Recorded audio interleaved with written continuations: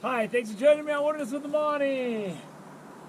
After grinding it out on a really low flow, clear West Walker River for Wilderness with the Monty on Patreon yesterday, I'm going to sit and soak some bait at Lake Tahoe today. I got a nice brown in the net yesterday, but it was like a saga just trying to get to that point.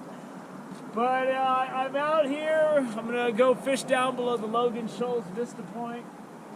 And I really want to scout a new spot out in Emerald Bay, but the issue with that is there's always a lot of snow back there. And I just don't want to trudge through the snow looking for a new spot. I'm just not into it.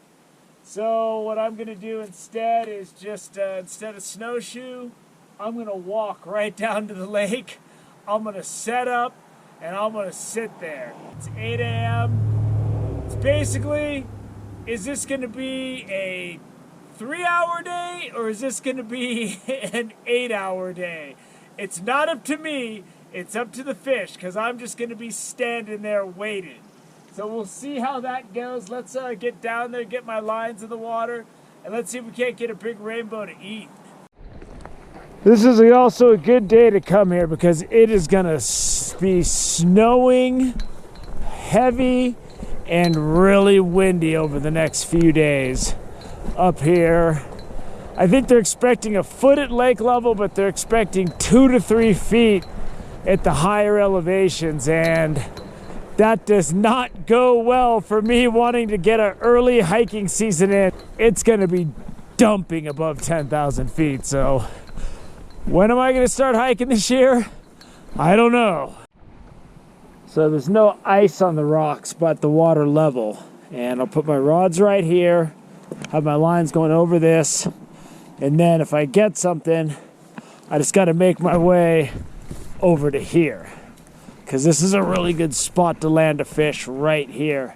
There's a lot of boulder hazards down there that you got to keep the fish out of, but that's Lake Tahoe. So if you don't want to deal with a lot of hazards, then you don't want to go on any kind of boulders.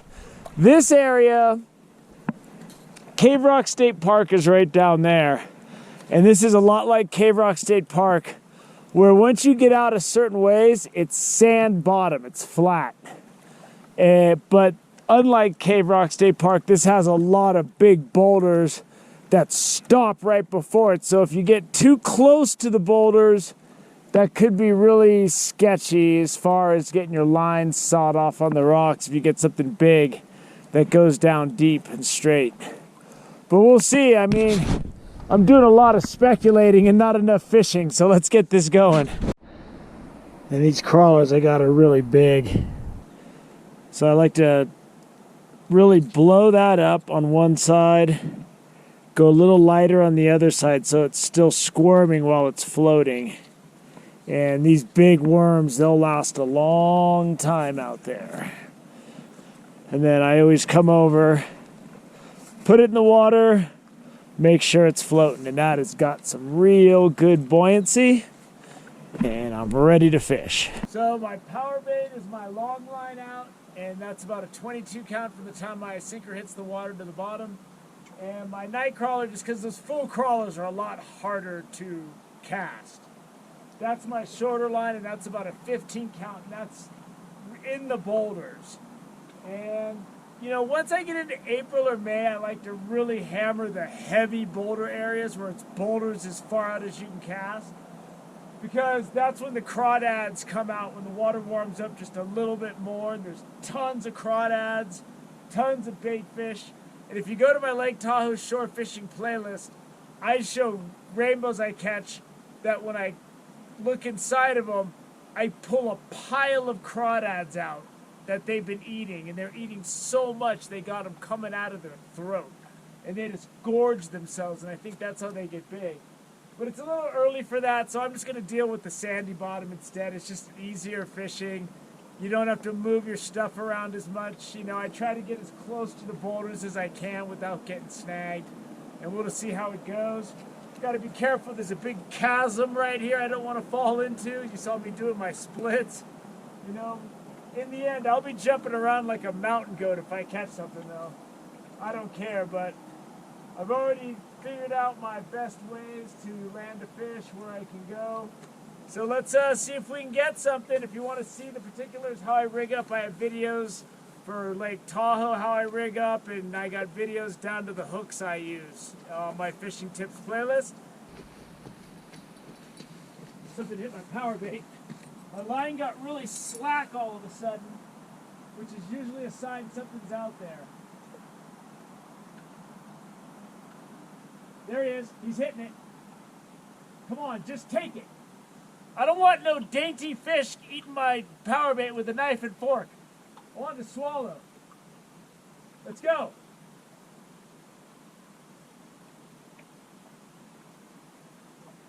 This is your classic Lake Tahoe 5-minute bite. I don't know what happened there. I mean, he whacked it good. Bam, bam, bam. And then he nibbled it, and then he just kind of went away. So, I don't know. They're messing with my thoughts. That's what's going on. Crawler. Come on, night crawler. Do your dance. There he is. He's hitting it. He's hitting it. He's dropping it. He's hitting it. He's dropping it. There he is. There he is. I was all wrapped up in the rocks. I'm out of the rocks. It's not a very big fish.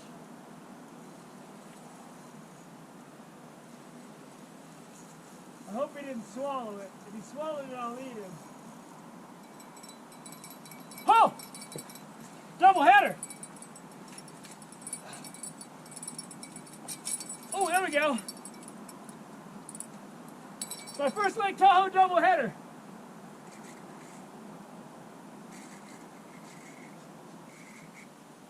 They're both small, but if I eat both of these fish, it could be good.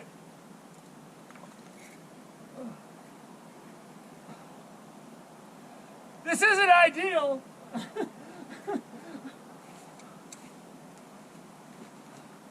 But these two fish could be a good meal tonight. My earbud just fell out of my ear. I don't want that to go into the water.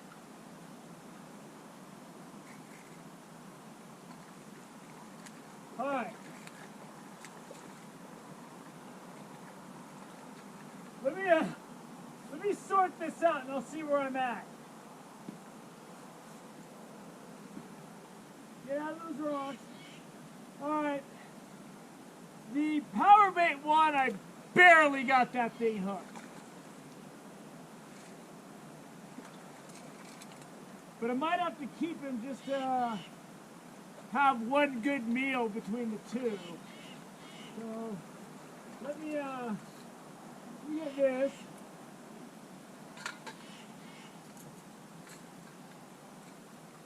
Now let's get this guy before he swims into a cave. He's into the rocks. There he goes.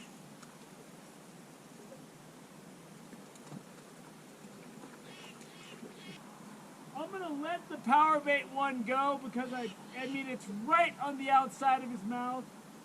And then the nightcrawler fish, I gotta keep that fish because the hook's in his throat. And, you know, even if you cut the line, I don't want to leave a hook out there for, you know, birds, eagles, anything that might eat that fish. I don't want to eat a fish with a hook in it. So, power bait fish gets the call from the governor on the way to the execution chamber, and he gets to go free.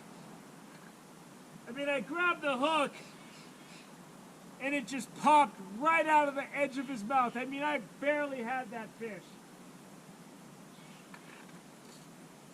The nightcrawler fish ain't so lucky.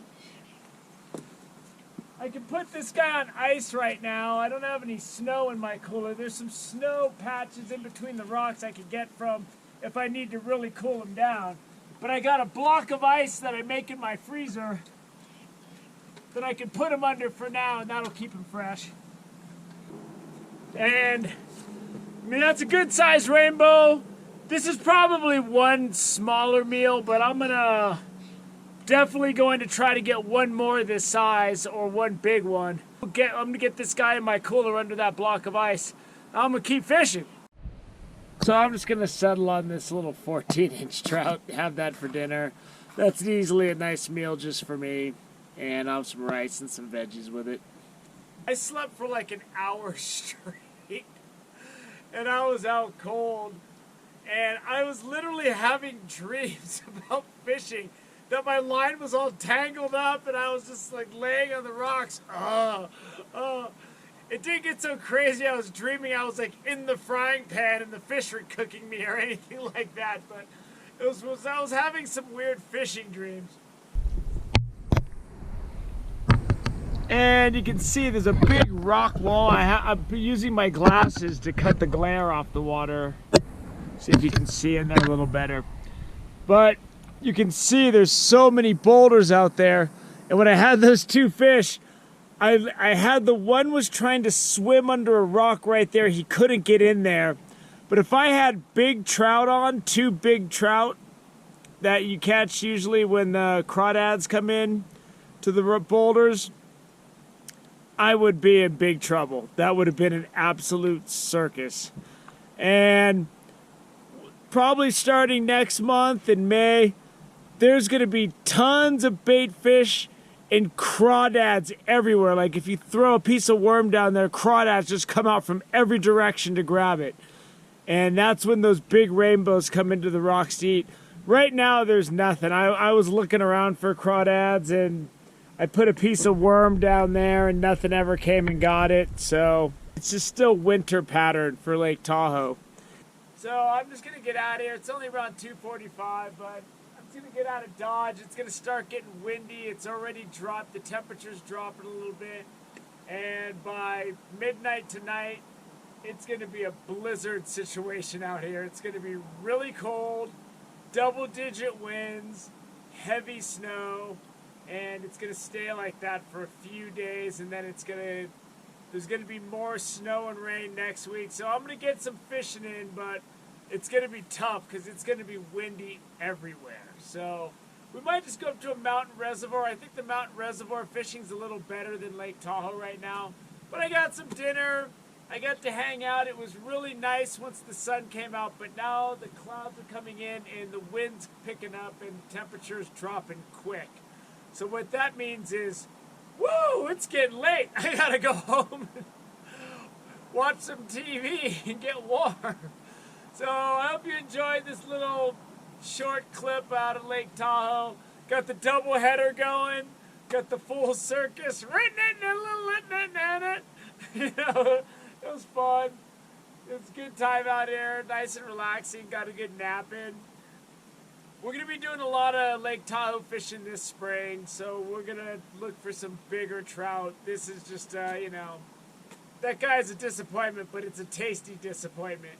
So thank you for joining me on Wilderness with Amani on this short little clip on Lake Tahoe. Until next time.